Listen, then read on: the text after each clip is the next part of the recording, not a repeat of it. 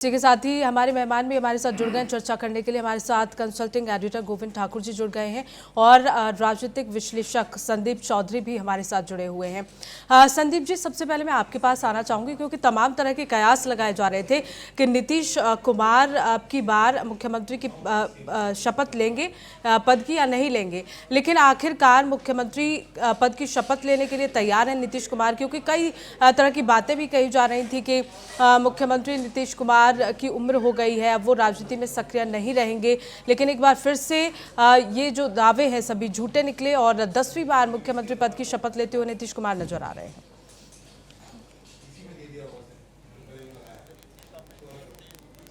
संदीप जी, आप तक आवाज पहुंच रही है? चलिए ठीक है, संदीप जी से जुड़ने की कोशिश करेंगे, आवाज़ उन तक नहीं पहुंच पा रही। अभी हमारे साथ कंसल्टिंग एडिटर गोविंद ठाकुर जी जुड़ गए हैं। गोविंद जी, वही सवाल मैं आपसे पूछना चाहूंगी क्योंकि तमाम तरह की बातें कही जा रही थी और जिस तरह से पोस्ट की जा रही थी, फिर पोस्ट डिलीट भी कर दिए गए, तो उससे भी कहीं ना कहीं संशय लोगों में बना हुआ था। लेकिन आखिरकार आज 10वीं बार नीतीश कुमार मुख्यमंत्री पद की शपथ ले रहे हैं। पूनम, देखिए, नीतीश कुमार के बिना कोई रास्ता ही नहीं था सरकार बनने के लिए, क्योंकि नीतीश कुमार के बारे में यही कहा जाता है कि सरकार चाहे किसी भी गठबंधन की बने, वो एनडीए की बने या फिर महागठबंधन की सरकार, तो में मुखिया का जो भूमिका है वो नीतीश कुमार की ही रहेगी। ये 20 साल से होता आ रहा है। 2 बार उन्होंने महागठबंधन के साथ मिलकर, जिसमें राजद थे मुख्य भूमिका में और कांग्रेस, उसके साथ भी सरकार बनाई तो मुख्यमंत्री नीतीश कुमार ही रहे। और जो एनडीए के बीजेपी के साथ मिलकर और तमाम जो सहयोगी पार्टी है उनके साथ मिलकर भी सरकार बनाई गई तो उसके मुखिया मतलब चीफ मिनिस्टर नीतीश ही रहे। तो ऐसे में ये कयास तो लगाए जा रहे थे, क्योंकि बीजेपी की प्रबल इच्छाएं थी, आज से नहीं, जब से चुनावी राजनीति में बीजेपी वहाँ प्रमुखता के साथ बिहार में अपनी जमीन मजबूत की है, तब से जितने भी जो हिंदी भाषी राज्य हैं, जहाँ जहाँ पर भी बीजेपी की सरकारें बनी है, उसके अलावे अगर देखा जाए तो बिहार एक ऐसा राज्य है जहाँ पर बीजेपी की तरफ से अभी तक कोई मुख्यमंत्री के चेहरे आए और ना ही कोई मुख्यमंत्री बीजेपी वहाँ दे पाई, क्योंकि जब तक नीतीश हैं और तब तक जब गठबंधन में है तो नीतीश के अलावा बीजेपी का कोई भी नहीं। वही एक जो कहावत है। और दूसरी बात है कि विपक्ष भी यही बात कहते रहे कि वो बीजेपी चाहे जीत कर भी हारती है, अगर मुख्यमंत्री के तौर पर देखा जाए तो स्टेपनी का ही काम करती है। तो इस बार भी आप देखिए कि नीतीश कुमार ही मुख्यमंत्री बनने जा रहे हैं और शपथ ग्रहण बस कुछ ही क्षणों में शुरुआत होने जा रही है। तो नीतीश कुमार ही मुख्यमंत्री है और उनके साथ मंत्री चाहे जितने भी हो जाएं, लेकिन मुखिया तो वही होंगे, क्योंकि मुखिया वही होंगी गोविंद जी। और अब सभी को इसी का इंतजार है, कुछ ही देर बाकी है। संदीप चौधरी जी हमारे साथ जुड़ गए, राजनीतिक विश्लेषक हैं। संदीप जी, अगर बात की जाए मुख्यमंत्री नीतीश के बारे में, तो ये लगातार कहा जा रहा था कि नीतीश कुमार की अब उम्र भी हो गई है और कहीं ना कहीं इस बार तो रिटायरमेंट मिल जाएगा उनको, लेकिन आखिरकार बीजेपी बिहार के लिए कोई ऐसा चेहरा क्यों नहीं दे पाई नीतीश के अलावा? की राजनीति है उसमें नीतीश ही वो पोल है जिसके चारों तरफ बिहार की राजनीति घूम रही है। और दूसरे किसी दल से सीएम फेस आना तो तब तय था जब केंद्र की जो सरकार है वो चूंकि नीतीश जी के भरोसे चल रही है, नीतीश जी के रहमो करम पे चल रही है, नीतीश जी के समर्थन से चल रही है, तो ऐसे में मुझे नहीं लगता कि कोई और सीएम देखा जा सकता था। और जो गठबंधन है वो नीतीश जी का किया हुआ है, बीजेपी के साथ में जो अलायंस है पूरा नीतीश जी का बनाया हुआ है। चुनाव जो लड़ा गया वो नीतीश जी के फेस पर लड़ा गया है, नीतीश जी को सामने रख के लड़ा गया है। तो किसी भी तरीके से भारतीय राजनीति में आप देखेंगे जब जिसको मौका मिलेगा, आज तक एक एग्जांपल आप नहीं दे सकते जिसने कहा कि मेरी उम्र हो गई है या मेरा स्वास्थ्य ठीक नहीं है, इन वजहों से मैं प्रधानमंत्री का पद छोड़ रहा हूँ या मैं मुख्यमंत्री का पद छोड़ रहा हूँ या मैं राष्ट्रपति का पद छोड़ रहा हूँ या मैं मंत्री का पद छोड़ रहा हूँ, इस तरीके का कोई उदाहरण नहीं मिलता। ऐसे आपको तमाम उदाहरण मिल जाएंगे कि पदों पर रहते हुए लोग एक्सपायर हो गए। बिल्कुल संदीप जी, और जिस तरह की वादे बीजेपी की ओर से किए गए, क्योंकि बीजेपी बहुमत के साथ इस बार बिहार में सरकार बनाती हुई नजर आ रही है, और जो वादे बीजेपी की ओर से किए गए, जो दावे किए गए जनता से, क्या लगता है कि बीजेपी पर इस बार दबाव भी रहेगा वादे पूरे करने का, घोषणाएं पूरी करने का, जितने भी घोषणाएं बिहार में की गई हैं जनता के लिए? देखिए, बीजेपी इन चीजों में बड़ी पारंगत पार्टी है। जो घोषणाएं करती है उनको किस तरीके से लोगों के सामने रखना है, किस तरीके से मीडिया पे उनका मामला रखना है और किस तरीके से अपना माहौल बनाना है। आपको मैं 2014 से अब तक के वादे याद दिलाने पे आऊं तो कहा था कि किसानों की आय दोगुना हो जाएगी, लेकिन देखिए किस तरीके से बीजेपी चुनाव जीतती जा रही है और उन चीजों को पूरा भी नहीं किया। किस तरीके से कहा था कि 100 स्मार्ट सिटी बन जाएंगे, उन वादों को पूरा भी नहीं किया, फिर भी बीजेपी चुनाव जीतती चली जा रही है। किस तरीके से कहा था कि 2 करोड़ रोजगार हर साल देंगे, वो वादा भी पूरा नहीं किया, फिर भी चुनाव जीतती चली जा रही है। किस तरीके से कहा था काला धन लेकर के आएंगे, वादा पूरा नहीं किया, फिर भी चुनाव जीतती चली जा रही है। किस तरीके से कहा था कि हिंदुस्तान अब विकसित भारत बन गया है, विश्व गुरु बन गया है, अब पूरी दुनिया में हिंदुस्तान का डंका बज रहा है। तो जब हिंदुस्तान का डंका बज रहा है, फिर लोगों को मेरे ख्याल से कोई प्रॉब्लम होनी नहीं चाहिए और बीजेपी को जिताना चाहिए, क्योंकि असली मकसद तो ये है, रोजगार मिले ना मिले, रोटी मिले ना मिले, हिंदुस्तान का डंका दुनिया में बजता रहना चाहिए। हिंदुस्तान का डंका बज रहा है। पाकिस्तान को हमने नक्शे से मिटा ही दिया है लगभग, अब नाम का ही पाकिस्तान रह गया है। बताते हैं वहाँ आटा भी नहीं मिल रहा है, लोगों को खाने को रोटी भी नहीं मिल रही है और पूरी दुनिया हिंदुस्तान के गुणगान कर रही है। राष्ट्रपति ट्रम्प मोदी जी के दोस्त है, अमेरिका चाइना मोदी जी का दोस्त है, तो पूरी दुनिया में पूरे तरीके से डंका हिंदुस्तान का बज रहा है और बीजेपी जीतती चली जा रही है। इससे ज्यादा खुशियों की कोई बात हमारे लिए हो नहीं सकती। बिल्कुल। हमारे साथ कंसल्टेंट एडिटर गोविंद ठाकुर जी जुड़े हैं। गोविंद जी, जिस तरह से संदीप जी ने कहा कि लगातार वादे तो कई किए बीजेपी ने, 2014 से लेकर अब तक की बात कर ली जाए, लेकिन पूरे नहीं किए गए। उसके बावजूद बीजेपी जीत रही है, सरकार बना रही है। तो क्या बिहार में जितने भी वादे किए गए हैं जनता से, क्या वो पूरे हो पाएंगे? क्योंकि इस बार जिम्मेदारी बीजेपी की बड़ी है। देखिए पूनम, यहाँ पर मैं थोड़ा सा बैकग्राउंड में आपको समझाने की कोशिश करता हूँ कि अभी जो बिहार की जीडीपी है उसका करीब करीब 34% जो हिस्से हैं वो आपको सरकारी खर्च में खर्च हो रहे हैं। और उसके बाद अभी जो 10,000 रुपये दिए गए हैं महिलाओं को जी, और 2 लाख रुपये 1,90,000 अब देने की बात हुई है। अगर इनकी भी बोझ देख दिया जाए तो 5% उसमें और आप जोड़ लीजिए, करीब करीब 40% जो है वो उसमें सिर्फ जीडीपी के जो बिहार के हिस्से में आते जो सारी कुल संपत्ति जो रेकरिंग है उसमें आप 40% आपके पैसे सिर्फ खर्च हो जाएंगे इस समय। इसके बाद सारी जो सरकार चलाने के लिए, राज्य चलाने के लिए, जो उद्योग धंधे लगाने के लिए, चाहे जितने भी वहाँ पर जो बजट बनते हैं, तो आप बजट में से आप 40% को अलग कर दें तो 60% बचते हैं। तो ऐसे में जिस तरह की घोषणाएं की गई हैं, तमाम घोषणाओं को अगर देखा जाए तो लाखों करोड़ में आ जाते हैं। तो इस तरह से उसको लागू करना इतना आसान नहीं होगा। हाँ, अगर बीजेपी और उनकी जो सहयोगी पार्टी हैं एनडीए के, उन्होंने क्या फार्मूला तय करके घोषणाएं की हैं वो तो वही जानेंगे और आने वाले समय में लागू कर पाते हैं या नहीं। अगर लागू कर पाएंगे तो बहुत बड़ी बात हो जाएगी, लेकिन ये दिखाई पड़ रहा है कि बिहार में इतने पैसे हैं नहीं तो लागू कैसे होंगे। तो इसका एक ही तरीका है कि केंद्र सरकार उसे आर्थिक सहायता दे और उसको वहाँ पर लागू करे। ऐसे में अगर केंद्र सरकार बिहार में आर्थिक पैकेज उसको देते हैं तो इसमें साफ साफ दिखता है कि दूसरे राज्यों का भी अधिकार उतना ही बनता है। तो दक्षिण के जितने भी राज्य हैं, देखिए सबसे पहले अभी आप आंध्र प्रदेश के मुख्यमंत्री चंद्रबाबू नायडू आए हुए हैं, उनका फोकस होता है कि हमें आर्थिक पैकेज ही मिले, बशर्ते कि मंत्रालय कम मिले जो सपोर्ट करते हैं। तो उन्होंने भी इस तरह की बातें कही थी और कुछ अपने हिस्से वो ले भी गए थे केंद्र से। लेकिन बिहार सरकार की जहाँ तक बात है, नीतीश कुमार जी कई बार इसे प्रयास कर चुके हैं आर्थिक पैकेज को लेकर, लेकिन उनको इतनी बड़ी सफलता नहीं मिली है। हाँ, घोषणाएं उनको काफ़ी मिली है। प्रधानमंत्री इस बार आए थे, चुनावी जो जितने भी जनसभाएं हुई हैं उसमें एक के बाद एक घोषणाएं करते रहे। तो अब देखना यह है कि उनकी 5 साल में उन्होंने 1 करोड़ रोजगार देने की, नौकरी देने की बात कही है।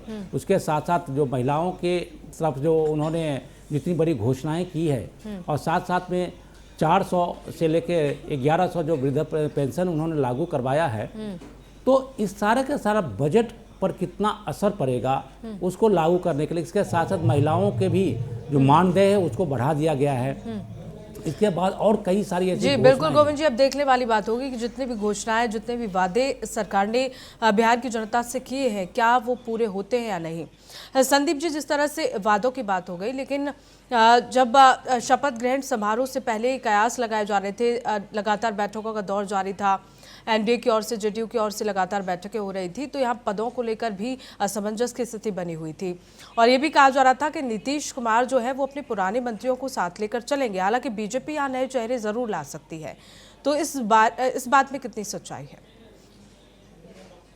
देखिए पूनम जी, मुझे लगता है कि जेडीयू हो चाहे बीजेपी हो, दोनों ने अपनी फेथफुल टीम को जिम्मेदारी दी हुई थी और उन्होंने प्रदर्शन भी किया और देखिए अब जनाधार भी मिला है। तो मुझे लगता है इनाम के तौर पर जिस तरीके से नाम निकल करके आए, मुख्यमंत्री के रूप में नीतीश जी पहले थे, नीतीश जी फिर से आ रहे हैं। डिप्टी सीएम के रूप में सिन्हा साहब और सम्राट चौधरी पहले से थे, वो फिर से आ रहे हैं। तो मुझे लगता है आपने देखा होगा जिस तरीके से केंद्र की जो मोदी की सरकार बनी थी, मोदी जी की सरकार में उन्हीं लोगों को, जो लोकसभा अध्यक्ष थे उसी को लोकसभा अध्यक्ष बना दिया, जो गृह मंत्री थे उन्हीं को गृह मंत्री बना दिया, जो रक्षा मंत्री थे उन्हीं को रक्षा मंत्री बना दिया, जो प्रधानमंत्री थे वही प्रधानमंत्री बन गए थे। ज्यादातर लोगों को रिपीट किया था। तो मुझे लगता है ज्यादातर लोगों को रिपीट किया जाएगा, क्योंकि नीतीश जी की भी ये फेथफुल टीम है और बीजेपी की भी ये फेथफुल टीम है। तो वो फेथ सब लोगों पर नहीं होता है। हाँ, एक दो नए लोगों को मौका दिया जा सकता है, उसमें कोई अलग बात नहीं है। रही बात जैसे अभी बात चल रही थी देखिए सरकार बनने की, वादे निभाने की,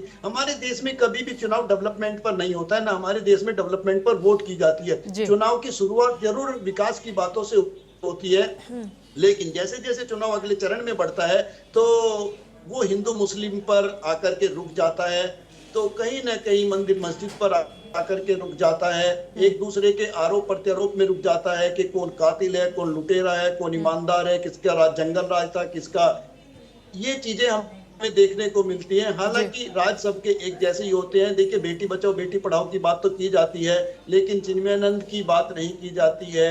ऐसे बहुत लोग हैं, एक उदाहरण नहीं है। देश की बेटियां जो राष्ट्रीय खिलाड़ी रही, इंटरनेशनल खिलाड़ी रही, वो दिल्ली में किस तरीके से प्रदर्शन हुए, किस तरीके से आरोप लगे। तो राजनीति में कहीं ना कहीं अपने लोगों को बचाने की कोशिश होती है और उन्हीं के माध्यम से राजनीति करनी है, चाहे वो क्रिमिनल हो या कोई भी हो। बिहार में देखा सभी पार्टियों ने क्रिमिनल्स को टिकट दिए और चुनाव जीतने की कोशिश की। चुनाव जीतने के बाद बातें की जाती है बड़ी बड़ी के देखिए राम राज्य लेकर आएंगे और हम रावण राज्य लेकर आएंगे, हम क्या करेंगे क्या नहीं करेंगे।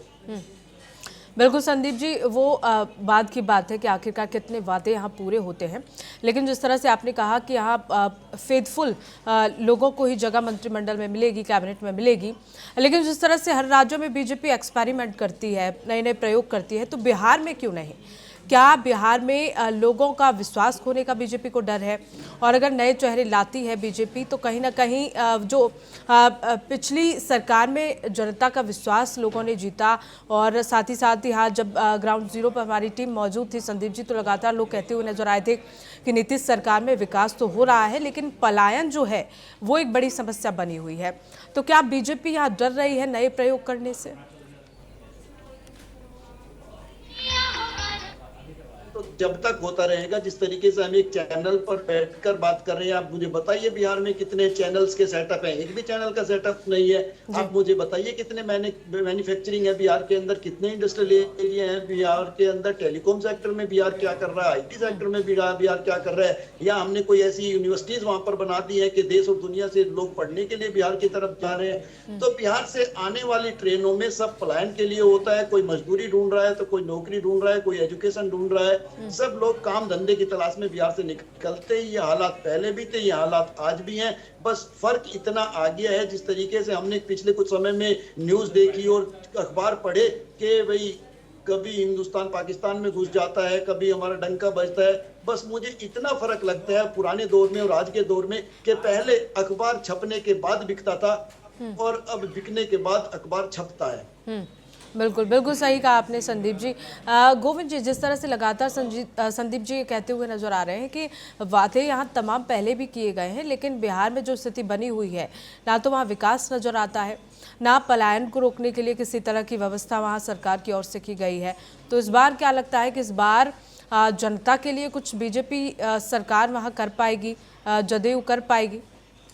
पूनम, यहाँ पर देखिए संदीप जी एकदम सही बात कह रहे हैं, क्योंकि बिहार के अगर देखा जाए तो पिछड़े जो राज्य हैं उसमें सबसे पिछले पायदान पर जो होंगे उससे एक दो ही इनके नीचे हैं या कि सबसे लास्ट में हैं। तो अगर विकास काफ़ी हो चुके हैं तो फिर इस तरह से आंकड़े में बिहार इतना पिछड़ा क्यों है? देखिए अभी हम क्योंकि शपथ ग्रहण है तो हम इसमें आप पूरी आप नेगेटिव बात उनकी नहीं गिनाएंगे, क्योंकि कुछ पॉजिटिव बात भी है उनमें। और हम उम्मीद करते हैं कि जब ये सरकार 5 साल चल रही है तो निश्चित तौर पर ये काम करे, मुद्दों पर जो उन्होंने घोषणाएं की है उसको इम्प्लीमेंट करे। लेकिन मैं पूनम यहाँ पर 2-3 बातें आपको ज़रूर बताना चाहूँगा कि 2005 से लेकर 2010 में जब मुख्यमंत्री के तौर पर नीतीश जी आए तो उन्होंने क्या किया था, लॉ एंड ऑर्डर पर सबसे अधिक काम किया था। और वहाँ पर जो जंगल राज का एक तगमा लगा हुआ था लालू और राबड़ी देवी की सरकार में, उसको उन्होंने ख़त्म करने की कोशिश की है या फिर उसमें काफ़ी सुधार किया, जिस कारण से नीतीश कुमार को विकास बाबू के नाम से जाना गया। और इसके उनको काफ़ी वाहवाही मिली थी और जो जनताएं वहाँ पर बिहार में थी वो नीतीश कुमार के साथ होती चली जा गई। फिर 10 में जब चुनाव हुए थे, इसी को लेकर इसी को सबसे बड़ा मुद्दा बनाया गया था। और 2010 से 2015 के जो सरकारें थी उसमें, और जिसमें सब में बीजेपी थी साथ में, तो उसमें महिला सशक्तिकरण पर जोर दिया गया, खासकर महिला में लड़कियों की पढ़ाने लिखाने और उसकी साइकिल और किताबें सब देने पर काम किया गया था। तो ये 2 काम को अगर छोड़ दें तो इसके बाद 2015 के बाद से नीतीश कुमार काम करते तो रहे, लेकिन ऐसा कोई भी अमूलचूल परिवर्तन वाले काम को नहीं गिनाया जा सकता। फिर वही रूटीन काम जो होते थे वही रूटीन काम होने लगे। इसके लेकिन सबसे बड़ी इनकी कमी जो पूनम इसमें रही है उसमें रही रोजगार सृजन को लेकर। बिहार सरकार में इस बीच में 2015 से चाहे 2005 से ही आप लेकर चलें, क्योंकि 2005 में मैंने आपको बताया कि कानून व्यवस्था में सुधार किया, महिलाओं सशक्तिकरण के लिए आगे बढ़ाया, लेकिन उसके बाद जो बड़ी बड़ी योजनाएं उनको अमूलचूल परिवर्तन करनी थी नहीं हुआ। नल जल योजना भी लेकर आए, लेकिन वो ग्राउंड पर जाएं तो काम करता हुआ आपको नहीं दिखाई पड़ेंगे। और जो आप देख सकती हैं कि 5 किलो अनाज तो सेंट्रल गवर्नमेंट की थी, और फूड फॉर सिक्योरिटी जो कानून बना था यूपीए सरकार के समय में, उसमें भी इस तरह की प्रावधानें थी, तो और केंद्र सरकार की तरफ से उसको लागू किया गया था, उसमें भी इनका कोई बहुत बड़ा रोल इसमें नहीं था। लेकिन सबसे बड़ी चुनौती जो अब है, जो आने वाले समय में नीतीश कुमार और नीतीश कुमार की सरकार को जो सबसे अधिक सलाह ये करेगी, दिक्कतें पहुंचाएंगी, वो है रोजगार सृजन को लेकर और पलायन रोकने को लेकर।